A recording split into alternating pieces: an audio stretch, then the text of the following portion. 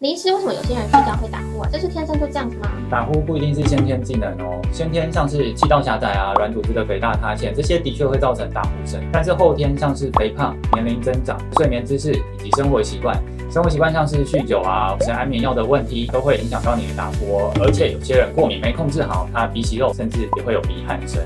那林医师，为什么它会造成打呼啊？软组织是什么呢？软组织呢，就是你嘴巴后面那一团肉哦。会造成打呼声，就是因为气流经过狭窄的气道与周围松弛的组织造成震动，产生声音，这是我们所谓的打呼声哦。这么复杂，难怪这么多人想要来解决这个问题。没错，所以不要再轻忽你的打呼声，快来精灵找我哦。